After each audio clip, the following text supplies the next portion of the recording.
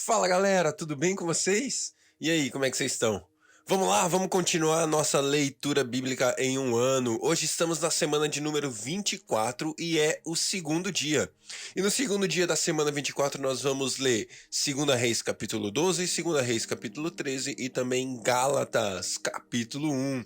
É isso aí, livro novo na área. Vamos nessa, galera. Deus, muito obrigado por mais um dia de vida. Muito obrigado pelo teu amor por nós, Deus. Nós queremos contar os nossos dias na sua presença, viver uma vida aos teus pés. Deus, como é bom. Como é bom estar contigo, como é bom poder contar com o seu mover ao nosso redor, aquele mover invisível, as coisas que o Senhor faz que a gente nem sabe, nem percebe, mas o Senhor está ali nos livrando, cuidando das nossas vidas, amando as nossas vidas, nos abençoando de uma maneira ímpar, única, especial, Pai. Muito obrigado, Senhor. Muito obrigado porque isso é verdade, isso é assim. O Senhor cuida de nós, Deus, de uma maneira extraordinária, de uma maneira que a gente não pode nem imaginar. Nós sabemos que o Senhor tem cuidado de nós, Pai. Muito obrigado, Deus. Mesmo quando as coisas são difíceis, mesmo quando as coisas são estranhas e parece que o Senhor está distante, ainda assim, o Senhor tem uma visão melhor, o Senhor sabe o melhor para todos nós, Pai. Muito obrigado. Nós queremos render as nossas vidas à sua soberania, crer que o Senhor é fiel, crer que o Senhor faz conforme a sua palavra diz que faz, conforme o Senhor diz que faz, Deus. Muito obrigado, Senhor. Nós te honramos e te agradecemos nesse dia. Fala conosco mais uma vez em nome de Jesus. Amém. Glória a Deus. 2 Reis, capítulo 12. No 7º ano do reinado de Jeú, Joás começou a reinar e reinou 40 anos em Jerusalém. O nome de sua mãe era Zíbia, ela era de Berseba. Joás fez o que o Senhor aprova durante todos os anos em que o sacerdote Joiada o orientou. Contudo, os altares idólatras não foram derrubados, o povo continuava a oferecer sacrifícios e queimar incenso neles. Joás ordenou aos sacerdotes: reúnam toda a prata trazida como dádiva sagrada ao templo do Senhor, a prata recolhida no recenseamento, a prata recebida de votos pessoais e a que foi trazida voluntariamente ao templo. Cada sacerdote recolha a prata de um dos tesoureiros para que seja usada na reforma do templo. Contudo, no 23º ano do reinado de Joás, os sacerdotes ainda não tinham feito as reformas. Por isso, o rei Joás chamou o sacerdote Joiada e os outros sacerdotes e lhes perguntou: por que vocês não estão fazendo as reformas no templo? Não recolham mais prata com seus tesoureiros, mas deixem-na para a reforma. Os sacerdotes concordaram em não mais receber nenhuma prata do povo e não serem mais os encarregados dessas reformas. Então o sacerdote Joiada pegou uma caixa, fez um furo na tampa e colocou-a no altar, do lado do altar, à direita de quem entra no templo do Senhor. Os sacerdotes que guardavam a entrada colocavam na caixa toda a prata trazida ao templo do Senhor. Sempre que havia uma grande quantidade de prata na caixa, o secretário real e o sumo sacerdote vinham, pesavam a prata trazida ao templo do Senhor e a colocavam em sacolas. Depois de pesada, entregavam a prata aos supervisores do trabalho no templo. Assim, pagavam aqueles que trabalhavam no templo do Senhor: os carpinteiros e os construtores, os pedreiros e os cortadores de pedras. Também compravam madeira e pedras lavradas para consertos a serem feitos do templo do Senhor e cobriam todas as outras despesas. A prata trazida no templo não era utilizada na confecção de bacias de prata, cortadores de pavio, bacias para aspersão, cornetas e qualquer outro utensílio de ouro ou prata para o templo do Senhor. Era usada como pagamento dos trabalhadores, e eles a empregavam para o reparo do templo. Não se exigia a prestação de contas dos que pagavam os trabalhadores, pois agiam com honestidade. Mas a prata das ofertas pela culpa e das ofertas pelo pecado não era levada ao templo do Senhor, pois pertencia aos sacerdotes. Nessa época, Azael, rei da Síria, atacou Gate e a conquistou. Depois decidiu atacar Jerusalém. Então Joás, rei de Judá, apanhou todos os objetos consagrados por seus antepassados Josafá, Jeorão e Acasias, reis de Judá, e os que ele mesmo havia consagrado, e todo o ouro encontrado no depósito do templo do Senhor do palácio real, e enviou a Azael, rei da Síria, que assim desistiu de atacar Jerusalém. Os demais acontecimentos do reinado de Joás e as suas realizações estão todos nos livros escritos dos registros históricos dos reis de Judá. 2 de seus oficiais conspiraram contra ele e o assassinaram em Bet-Milo, no caminho que desce para Sila. Os oficiais que o assassinaram foram Josabade, filho de Simeate, e Jeozabade, filho de Somer. Ele morreu e foi sepultado junto aos seus antepassados na cidade de Davi, e seu filho Amazias foi o seu sucessor. 2 Reis, capítulo 13. No 23º ano do reinado de Joás, filho de Acasias, rei de Judá, Jeoacás, filho de Jeú, tornou-se rei de Israel em Samaria e reinou 17 anos. Ele fez o que o Senhor reprova, seguindo os pecados de Jeroboão, filho de Nebate, que levara Israel a cometer, e não se afastou deles. Por isso a ira do Senhor se acendeu contra Israel, e por longo tempo ele os manteve sob o poder de Hazael, rei da Síria, e de seu filho Ben-Hadad. Então Jeoacás buscou o favor do Senhor, e este o atendeu, pois viu quanto o rei da Síria oprimia Israel. O Senhor providenciou um libertador para Israel, que escapou do poder da Síria.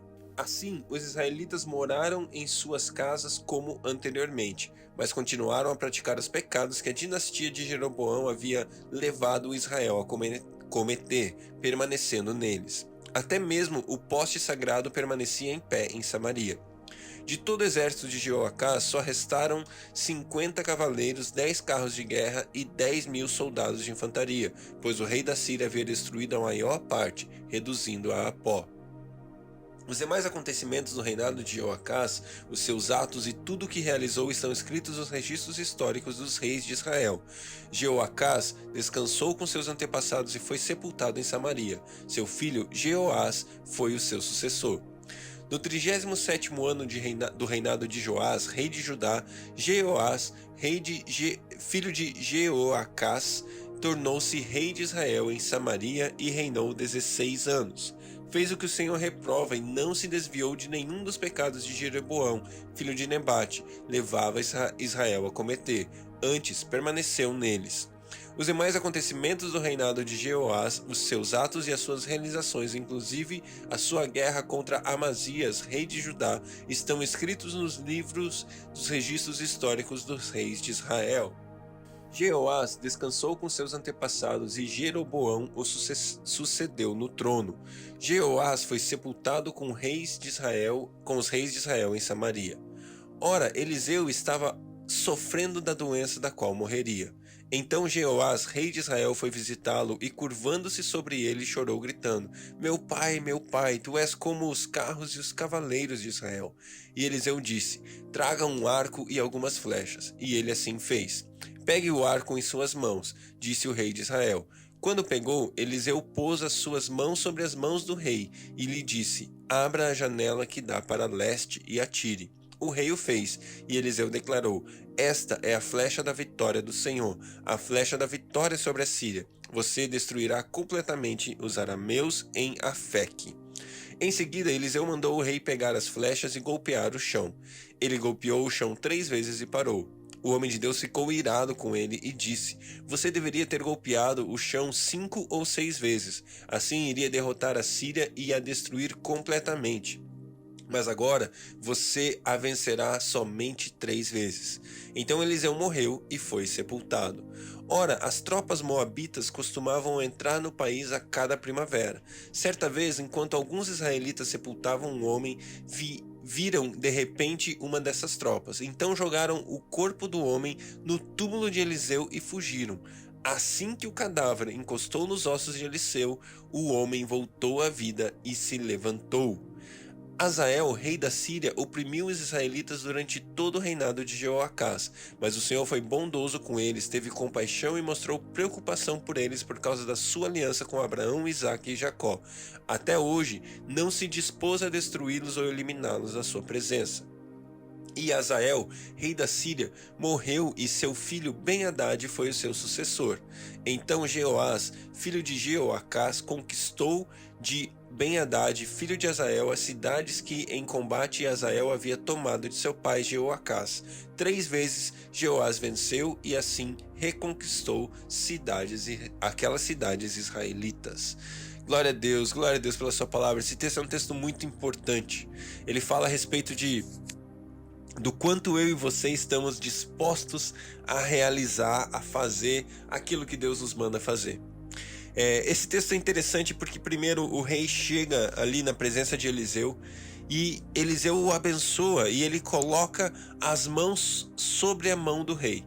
Isso é muito lindo, muito interessante, porque eu e você podemos escolher viver uma vida submissa à vontade de Deus, submissa àquilo que Deus tem para nós. Nós temos o arco nas nossas mãos, o nosso dia a dia, o nosso trabalho, as nossas ações, aquilo que está na nossa mão para nós realizarmos, está conosco. E nós temos algumas opções na vida. Nós podemos pegar o nosso arco e sair atirando por conta própria, na nossa vontade, na nossa força, do nosso jeito, da nossa maneira. Nós podemos deixar o arco de lado e nem mesmo fazer nada com ele, mas nós também podemos falar: Deus, eu quero que a sua mão esteja sobre a minha. Eu quero que a sua voz, a sua palavra, a sua orientação, a sua direção seja o meu guia. E então eu vou atirar a flecha, e então eu vou usar o meu arco, e então eu vou realizar aquilo que eu tenho que fazer. Eu e você podemos viver igual, dessa mesma maneira, desse mesmo jeito nos nossos dias. Pedir: Deus, coloque a sua mão sobre a minha e me ensine a atirar, me mostre como atirar, me mostre aonde atirar, me mostre como fazer. E foi assim, foi interessante, porque assim que a primeira flecha foi atirada, ela foi chamada a flecha da vitória. Ou seja, ali Deus já havia dado a vitória. Mas quão profunda ou quão grande era essa vitória, o rei foi quem determinou. Atire no chão, pegue as flechas e atire contra o chão. E ele fez 3 vezes e parou. Quem dera você tivesse feito 5 ou 6. Quão excelente a gente tem feito o nosso trabalho, com quão afinco nós estamos fazendo aquilo que nós fazemos. Nós vamos até o fim, nós paramos na metade, nós cansamos, como é? Qual é a qualidade do nosso serviço, sabe? Eu tô trazendo isso aqui para o nosso dia a dia, para um dia a dia do seu trabalho mesmo, do meu trabalho. O quanto eu tenho feito ou como tem sido a qualidade daquilo que eu entrego e quão excelente tem sido o meu trabalho, sabe? Tô simplificando aqui para o nosso dia a dia. Existem alguns princípios aqui que falam a respeito de 5 ministérios e outras coisas que são um pouquinho mais relacionadas à vida da igreja, mas eu queria deixar isso aqui mais focado para a sua vida. E aí, quanto você tem ido até o fim naquilo que você tem que fazer? Gálatas capítulo 1. Paulo, apóstolo enviado, não da parte de homens, nem por meio de pessoa alguma, mas por Jesus Cristo e por Deus Pai, que o ressuscitou dos mortos, e todos os irmãos que estão comigo, às igrejas de Galácia. A vocês, graça e paz da parte do nosso Senhor Jesus Cristo, que se entregou a si mesmo por nossos pecados, a fim de nos resgatar desta presente era perversa, segundo a vontade do nosso Deus e Pai, a quem seja a glória para todo o sempre. Amém. Admiro-me que vocês estejam abandonando tão rapidamente aquele que os chamou pela graça de Cristo para seguirem outro evangelho, que na realidade não é o evangelho. O que ocorre é que algumas pessoas estão perturbando, querendo perverter o evangelho de Cristo. Mas ainda que nós ou um anjo dos céus pregue um evangelho diferente daquele que pregamos a vocês, que seja amaldiçoado. Como já dissemos, agora repito: se alguém anuncia a vocês um evangelho diferente daquele que já receberam, que seja amaldiçoado. Acaso busco eu agora a aprovação dos homens ou a de Deus? Estou eu tentando agradar a homens? Se ainda estivesse procurando agradar aos homens, não seria servo de Cristo.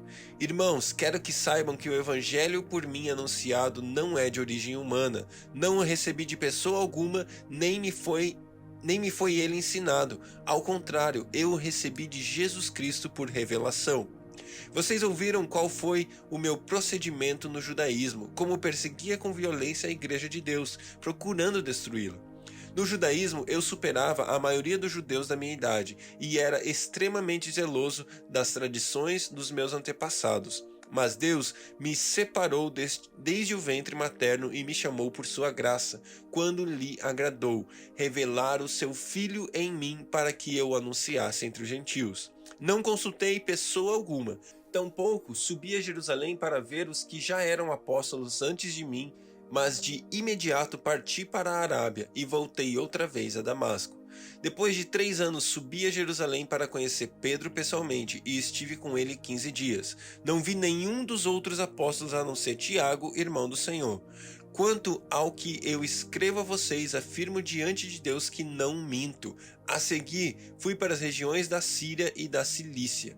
Eu não era pessoalmente conhecido pelas igrejas da Judéia que estão em Cristo. Apenas ouviram dizer: aquele que antes nos perseguia agora está anunciando a fé que outrora procurava destruir, e glorificavam a Deus por minha causa. Um rápido comentário aqui. Aqui a gente já começa a ver como é importante eu e você conhecermos a palavra de Deus. Hoje em dia, a gente está aí rodeado de acesso à informação, acesso à pregação, acesso a mensagens, acesso a muito conteúdo que está aí na internet para mim e para você. Mas qual é o conteúdo correto? Qual é o conteúdo que realmente está de acordo com a palavra de Deus? Como é que você vai dizer isso se você não conhece a palavra? Então você que está aqui lendo comigo a palavra de Deus esse ano, você que está aqui estudando a palavra de Deus com a gente, cara, glória a Deus pela sua vida. Continue lendo a palavra de Deus, pura, a palavra de Deus, porque qualquer coisa que seja pregada fora da palavra, fuja dela.